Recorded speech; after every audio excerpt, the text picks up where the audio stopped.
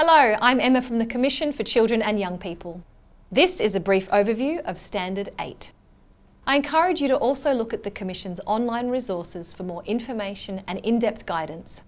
If you have a co-regulator, please also refer to their guidance on how to comply with this standard. To meet the requirements of ChildSafe Standard 8, your organisation must ensure that your staff and volunteers are equipped with the knowledge, skills and awareness to keep children and young people safe through ongoing education and training. The role staff and volunteers play keeping children safe in your organisation is so important that they need to be properly educated and trained. This can't be achieved through one-off training and requires an ongoing commitment. When an organisation's staff and volunteers are properly informed, trained and feel supported, they are more likely to uphold the organisation's child safe values and more likely to report concerns to their manager or child safety person. It is important to note that when we talk about education and training for your staff and volunteers, this doesn't necessarily have to be external training courses. There are many opportunities for education and training, including through on-the-job learning, reading relevant publications, and attending free seminars and information sessions. To comply with this standard, your organisation must meet the following 4 minimum requirements.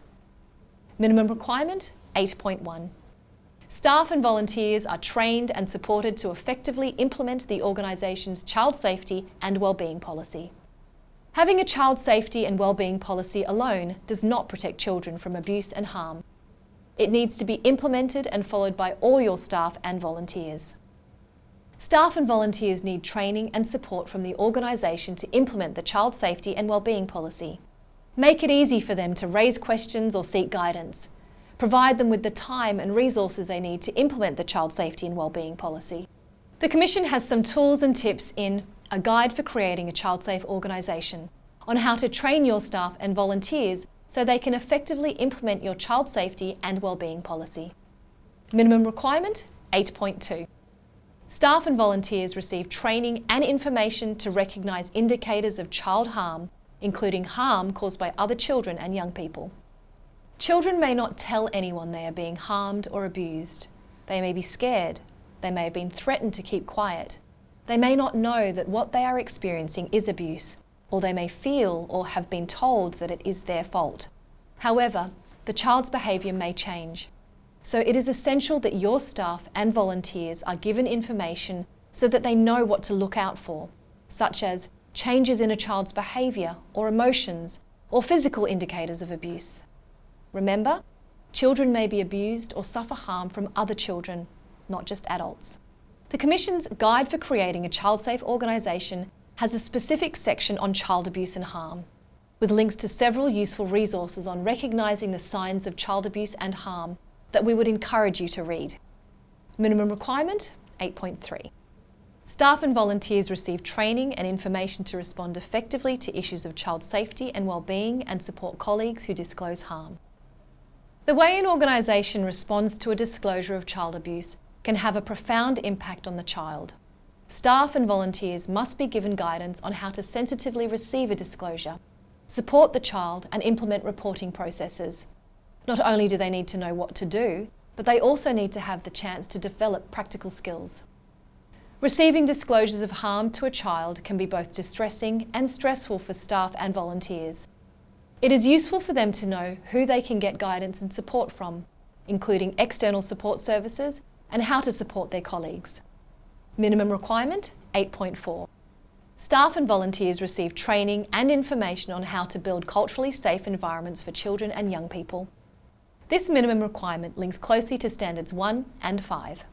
Building an organisation where everyone feels included and safe is important to reducing the risk of child abuse and harm. Staff and volunteer behaviour is a critical part of creating safety. Help staff and volunteers have a good understanding of the diversity of children in your organisation and the community, and how they can create a safe environment for all children. You may wish to seek more formal training in cultural awareness, identifying and confronting racism and cultural safety, or send members of your organisation to conferences or workshops. But if you only have limited resources, there is a wealth of information freely available online. What sort of information do staff and volunteers in organisations need to know about how to help keep children safe from abuse? I think it's important to make sure that the staff and the volunteers and everybody that interacts with children and young people know the policies in place and that they're communicated not only to the children and young people but also to the parents as well, in terms of making sure how do we keep children safe and what happens when there is an incident that needs to be escalated as well, to make sure that it's a transparent process and that everybody's across the board as well. What do you think staff and volunteers need to know to support children who disclose they are feeling unsafe? I think support for a child or a young person looks like having staff members or volunteers within that organisation who are perhaps trained in mental health first aid or who have other similar qualifications, ensuring the child is safe, seeing where the child is at the moment, what kind of immediate support's required for the child and also their family as well, to ensure that they are okay, and if there's any immediate concerns, making sure that they're addressed, but also referring them to the right support services as well, and ensuring that all staff are aware that there are a number of organisations and there are a number of support services available for that child and their family if something needs to be reported. I'd like to challenge organisations that work with children and young people to find the space and the time on a regular basis to review their child's safe standards and policies, ensuring that if an incident needs to be reported, what are the ways that any staff member, regardless of their position within the organisation, how do they support the child, and who is trained and who's set in place to offer immediate support for their child and their family.